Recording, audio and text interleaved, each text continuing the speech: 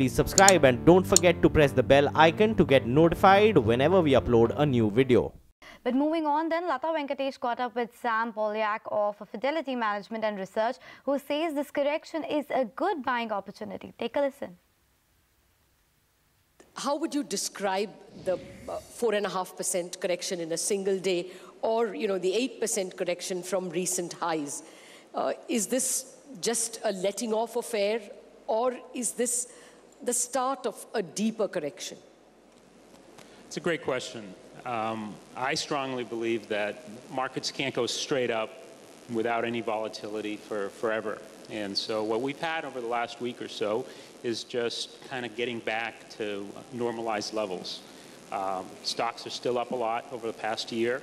I still see the prospects for equity markets and emerging markets in particular as being quite good for a fair amount of time. This correction is healthy. There's nothing that I see globally or in the U.S. that would make me think that fundamentals have changed that much in 1 week. So I wouldn't really worry about it, and if the correction continues, I'd see it as a pretty good buying opportunity. Okay, let's shift focus to the currency space then. The dollar hit 2-week highs against a basket of currencies in choppy trading as investors reduced bearish bets on the greenback. A sell-off across global stock markets and bets that Federal Reserve could hike rates at least 3 times in 2018 have driven the dollar index. Well, back home on the Wall Street, the market snapped 7-day losing streak yesterday with the Sensex and Nifty closing with a gain of 1% each. But of course, that was about yesterday, because today it looks like SGX Nifty suggesting that we might start on the back foot with a 200-point gap down.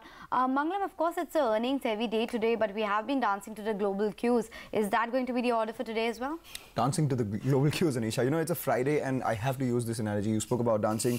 Think of it as a party where there's only one DJ, and the DJ is DJ Dow Jones. I'll tell you what, every time Dow Jones would drop the tempo, everyone would sit. Every time Dow Jones would increase the tempo, drop the bass, everyone would start dancing. Yesterday, what did they do? Drop the tempo, and how? 1,000 points lower on the Dow Jones. It's fallen about 10% from its recent peak, so officially in correction zone. So maybe the DJ himself is taking a bit of a break. And when the DJ takes a break, just take a look at what happens over the last 5-6 trading sessions. The Dow has been 665 points down, 1,175 points down. Feb 6 was an interesting day, opened 500 points lower, then went up higher, and then again took a break. Yesterday again muted the volume a little bit. The US 10-year, they say that why will you be the only DJ? We'll probably shift our jobs. So the yield has risen. Some money is flowing in there. Yesterday those yields have gone to 2.88%, settled at 2.85, but still closer to that 4-year highs. And when these things happen, there is a general sense of fear, and that is what is happening. The CBOE Wix up 21% all through this week. It has been at elevated levels. So the return of the Wix has also been an important factor. The Nikkei, Hang Seng, Kospi, all of them lower. We are just getting rates coming in from the Hang Seng, which is down about 900 points. You spoke about the SGX Nifty. Yes, 200 points on the lower end. Yesterday, we snapped a 7-day losing spree. We're back again on this Friday morning, down by about 200 points. So it'll be an important day for our markets. Watch out for the 10,368 mark. That's where the SGX Nifty suggests an opening, and that is where we reversed from earlier as well. So the 100-day moving average is important. If at all that is violated too, then the next stop comes in only at the 200-day moving average, which is 10,042. As far as institutional activity is concerned, the FIIs, they're pulling out money. In February so far, they pulled out almost 50% of what they put in January. So that is something we'll have to watch out for. Domestic institutional investors doing their best to support the markets, but mutual fund inflows are something we'll watch out for, because in January itself, they were down 4% month on month, down 12% from the average that we've seen. Watch out for the bond yields, watch out for corporate earnings. They've been good. That's the only green thing that we've seen. Corporate earnings have been fine, and they've been looking good for the next 2-3 quarters as well, because we have a favorable base. Well, yes, love the DJ analogy there, but Mangalam, it looks like the party is getting way too wild, and I would rather personally leave the party right now and get some peace.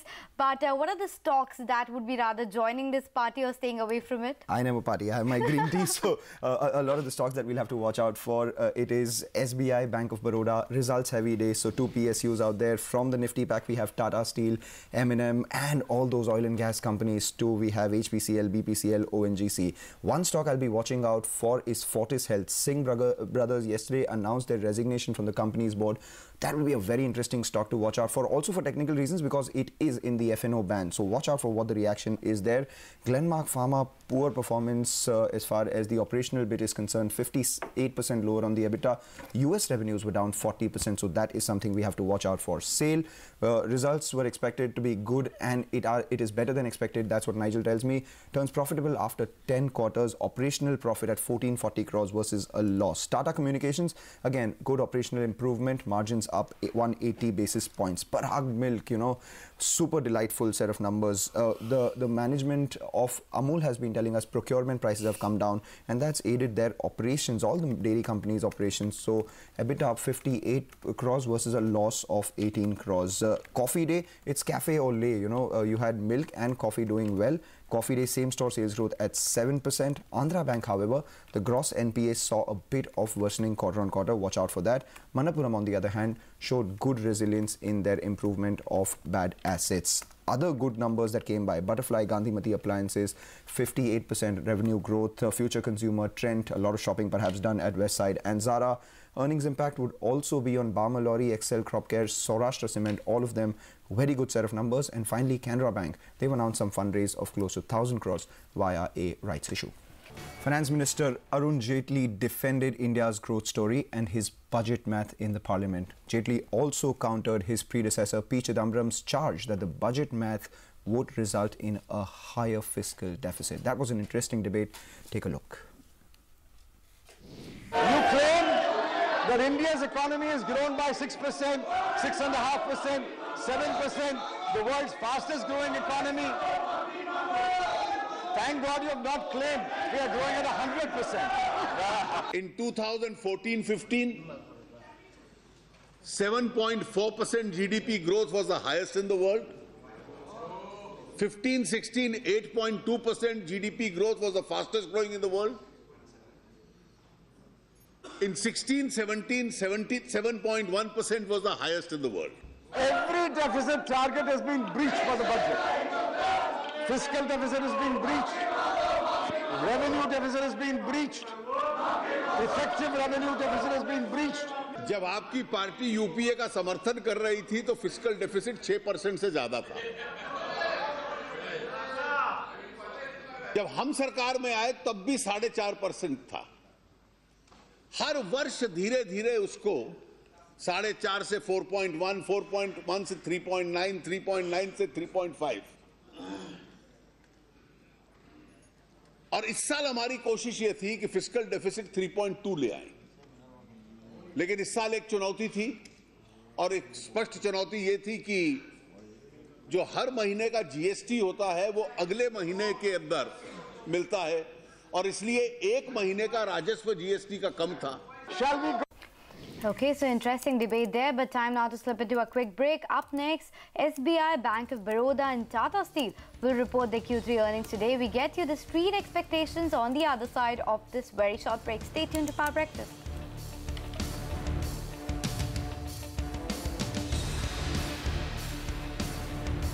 Big day for earnings today, so we start with the big boy from the steel sector. Tata Steel will be reporting its third quarter numbers today. Nigel joins in with the key expectations. Nigel, what are you factoring in? Well, it'll be a good set of numbers coming in from Tata Steel in today's trading session. Top line growth of around 10%. We'll see margin expansion of around 250 to around 300 basis points. And the profitability as well should come in at around 1,400 crores. That's what our poll threw up. But that's where all the unimportant numbers really end. The important numbers really are going to be the geographic breakup. Firstly, these numbers are going to be driven by higher volumes as well as higher realizations. Remember, we have seen a big surge in terms of domestic as well as international steel prices. And we have the provisional sales numbers. They have come in higher by around 6% at around 6.33 million tons. The higher input costs, though, they'll negate some part of the gains, particularly in the European operations. Focusing on India first, so there the sales volumes we already have. They are coming higher by close to around 10%, so that looks good. Remember, the Kalinganagar unit has been ramping up, so that's what's aided the top line. And in fact, in terms of an EBITDA per ton, we are working with a number of around 11,750. That's going to look good because it's going to be helped by better operating leverage. Why does the EBITDA per ton increase? Operating leverage plays out. We have higher steel realizations as well. And they've been focusing on value-added products. So that explains why, in fact, the steel business will look good. We've been talking about coking coal as well as iron ore prices spiking up. Well, Tata Steel is protected. They get all their iron ore from the captive sources. And in terms of coking coal, 35% approximately is what they get from the captive sources. So they are protected. The European operations, though, there we're looking at volumes of around 2.4 million tons. The provisional numbers are already with us. Though in terms of deliveries, they could take a bit of a knock because of the seasonality factor. That's winters as well as holiday season will play out. In terms of the European EBITDA per ton, this is going to be quite interesting because we are working with a number of around $55 on a per ton basis. Some brokerages even estimate $80 per ton, and some are at around $45 per ton. So there's a wide range there. We are going with a number of around $55 per ton. It's not integrated, so it gets a bit of a knock because of the higher raw material costs. Southeast Asia as well, we've seen a bit of a decline in terms of sales volumes, though that could be helped by steel realizations. All in all, these numbers should look quite good. Management commentary extremely crucial. Okay, Nigel, thank you so much for that. But from big boy of steel space to the big boy from banking space, SBI will also be reporting its numbers today. Abhishek joins us to tell us what to expect. Good morning, Abhishek. Good morning, Anisha. So the key focus will be on the slippages. A lower trend in slippages or anything below 11,000 crore will be very positive, while some analysts on street like IDFC Securities expect a slippages of 14,000 crores. So improvement in their overall asset quality, that is the gross NPA, which was at 9.83% in the previous quarter, will be positive. Now the bank is also going to take a shareholders note for raising capital to the tune of 8,800 crore. So that will be keenly focused. And also, how does the watch list, which stands at about 21,300 crores, how that behaves will be seen very closely. Now our poll suggests an NII growth of 23% on a YOY basis, while net profit to be down 29%. Now this is not comparable because remember that last year in June they integrated all their banking subsidiaries. So to be fair and give you a picture, quarter on quarter the NII is expected to be down by 2.3%, while net profit to grow at 17%. All right, Abhishek, that's from SBI, but also tell us what to expect from the Bank of Baroda. Well, Mangalam, lower slippages trend will be positive. Anything below 3,500 crore will be positive. Last quarter, it was at 3,460 crores. So if you look at analysts on street are expecting slippages to be around 3,400 to 3,500 crores. Improvement in the gross NPA will be positive. Remember that last quarter, the gross NPA was at 11.16%. Improvement in the domestic NIM, which was at 2.68%, will be positive. Anything at and above 2.65% will be positive. Now, our polls suggest an NII growth of 19.5%, while net profit to be up 12%. But to be fair, last year Q3 is not comparable because of demonetization effect. So if you check on quarter, our poll suggests NII growth of just 0.7%, while net profit to be down at 20.5%. Back to you. Okay, Abhishek, thank you so much for that. But we are not done discussing the expectations today. We have ONGC, M&M as well that will be reporting numbers today. We will get you the street expectations on that after this very short break. Well, as promised, let's get discussing more earnings due later today from the auto space. Mahindra & Mahindra will be reporting numbers today, and Sonia joins us to tell us what the street expectations are. Sonia, good morning. Tell us, what does the street expect from M&M? Hi, Anisha. Thanks a lot for that. It's expected to be a good quarter. Mahindra & Mahindra has had a dream run because of the very strong tractor sales, and now the auto segment is also picking up. So this quarter around, I'm expecting a volume growth of almost around 6.5% overall.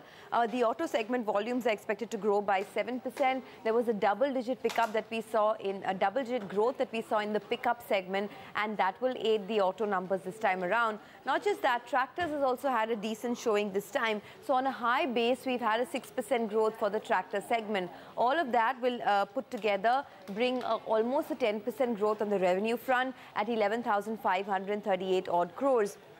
Now, the realizations are expected to improve because of a better product mix. They've had a higher share of tractors in their product mix this time around, and tractors is a high margin business. So we are expecting the realizations to go up by 3.2% to about 5.53 lakh rupees a unit. On the margin front, about 14.6% margins is what the street is factoring in versus 13.7% that they did same time last year. Now, the utility vehicle volumes were a bit flattish this time around because of a preponement of sales to Q2 because of the early festive season. But otherwise, it's expected to be a decent quarter for the company. Back to you. All right, Sonia, thanks a lot for that. We spoke about tractors. Now let's talk about the fuel that we put in the tractors. ONGC, HPCL, BPCL, all the oil and gas companies will be reporting their numbers today. Let's go across to Naveen. Naveen, ONGC, what are you expecting?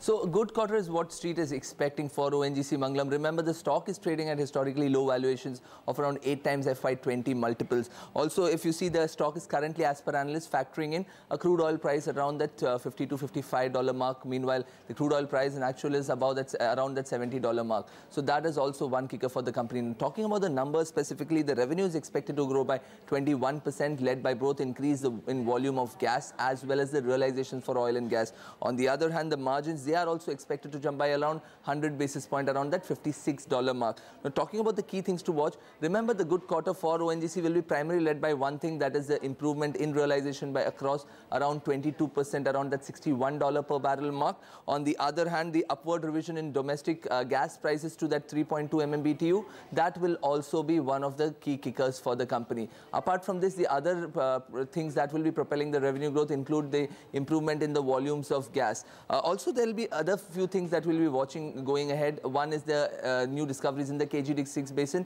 as well as the increase in volume of the gas going ahead. Any commentary from that will be very much keenly watched. Apart from this, as I told you, one key important number to watch will be net realization. Street is expecting that to come around that $61.9 mark, a jump of 22% on a quarter-on-quarter basis. Back to you. Well, we have seen quite a bit of turmoil in the equity markets, and there's a bit of turmoil in the oil markets as well. And Manisha Gupta is joining us now to tell us what is happening. Manisha, good morning. Break it down for us. Well, thank you so much for that. Yes, it has been quite a turmoil when it comes to the crude oil prices. Remember, the speculative long positions were at a record highs, and markets were waiting for any bit of bearish news to actually break it down, and that's exactly what you have seen happening. We have seen the turmoil in global equity markets that has been pulling prices down. The U.S. output is at a record high of 10.25 million barrels. There is now a statement last night from Iran saying that they are looking to boost their production for the next 4 years. They have laid out those numbers as well. And that tells you that the global supply inventories in that sense would be increasing. We yet are to see the demand growth continue to gain up in various consuming countries. So that number is what the markets are waiting for. Until then, yes, there could be some more pain here. We already are down between 7 to 8% in 2018. It has been a bearish start to the year, and that is what the markets are struggling with right now. All right, Manisha, thanks a lot for that. Let's shift focus back to the equity space. Then we have cues coming in from the futures and options space. Remember, these cues are the ones that we got post yesterday's up move where the Nifty snapped a 7-day rally. In the cash markets, the FIs pulled out some money, DIs bumped in some money, but in index futures, there was some bit of purchase in the index futures by the FIs. But remember, there's still 54% long as against 80% at the start of this series. Stock futures is consistently seeing some buying, and also is the March open interest for the Nifty, which is moving higher, indicating that maybe early rollovers are taking place. But what really stands out is the fact that yesterday's up move could be attributed to a lot of short covering in index calls. The FI has bought about 2,000 crores in index options. Again, short covering in index calls could be both the Nifty and the Nifty Bank, given there was the weekly options expiry. What really did stand out is that we saw short covering in the 10,600 call and the 11,000 call. But yesterday, after the up move, maybe the bulls thought that they can go ahead and write some puts, and that is what we saw. A lot of puts written. 10,500 put was written again, has the maximum open interest there. We saw 10,300 and 10,200 puts, along with 10,400 puts being written. So with all these put writing seen yesterday, just the way we moved higher because of short covering, could these put writers run for cover and may move much lower given the global cues is the big question. We saw some longs in the pharmaceutical space. We also saw some longs being added in all the companies that reported a good set of numbers yesterday, the likes of Muthoot Finance, Page Industries and Bharat Forge and Sun Pharma. That one should come up for you on the back of Cipla results. That stock was up as well, saw some fresh longs. Okay, Manglam, thank you so much for that. So a lot of interesting cues coming from the futures and options space as well. But with that, it is curtains down on Power Breakfast. From the team and myself, thank you so much for watching. Our morning call comes up next. Stay tuned.